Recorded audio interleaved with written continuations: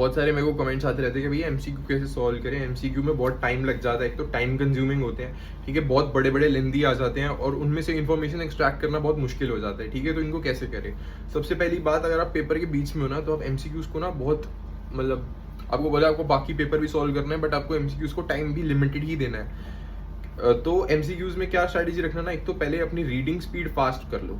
ठीक है, reading speed आप बहुत फास्ट कर लो, और ऐसे नहीं फास्ट कर लो कि बस पढ़ गए और पता नहीं चला, विद अंडरस्टैंडिंग, अंडरलाइन करते हुए पेंसिल ले लो हाथ में और चीजें जो आपको समझ आ रही है ना, जो पूछ सकते हैं वो आगे, वो कर लो, ठीक है। अब रीड करने से भी पहले हमें क्या करना है, हमें एक बार ना क्वेश्चंस पढ़ लेने हैं, जो भी नीचे क्वेश्चंस पूछे हुए, ताकि आपको पता चल जाए, क्योंकि क्या होता है ना, आजकल आईसीआई बहुत कंफ्यूज करता है आपको, शुरू में कोई और चैप्टर से रिलेटेड प्रॉब्लम्स पूछेगा और नीचे जाके कोई और ही क्वेश्चंस पूछ लेता है वो किसी और चैप्टर से रिलेटेड। तो ट्राई टू डू दिस कि पहले क्वेश्चंस पढ़ो, उसके बाद आप बहुत एक फास्ट स्किम कर लो, ठीक है, with understanding, with underlining the points जो आपको समझ आ रहे हैं, ठीक है। अब इसके बाद एक न्यूमेरिकल जो क्वेश्चंस आते हैं ना, उनमें एक पॉइंट और आ जाता है आपका।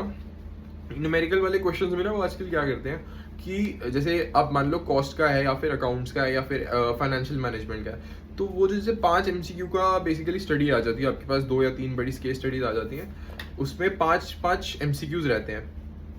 ठीक है। तो उसमें जो सबसे लास्ट वाला एमसीक्यू होता है ना,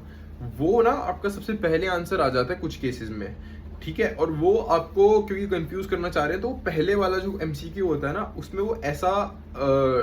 आंसर आपसे पूछ लेंगे जो ना आपकी स्टेप बाय स्टेप वर्किंग आप करोगे ना, वो सबसे लास्ट स्टेप में आएगा। इससे क्या होता है ना, एक तो आपकी वेरिफिकेशन नहीं हुई, ठीक है, और दूसरा आपने एक तो इतना टाइम लगा दिया, अब आपको फिर से अगर आपको गलत आ गया आंसर, तो आपको फिर से वो बाकी के एमसीक्यूज में वो आंसर नहीं मिलेंगे,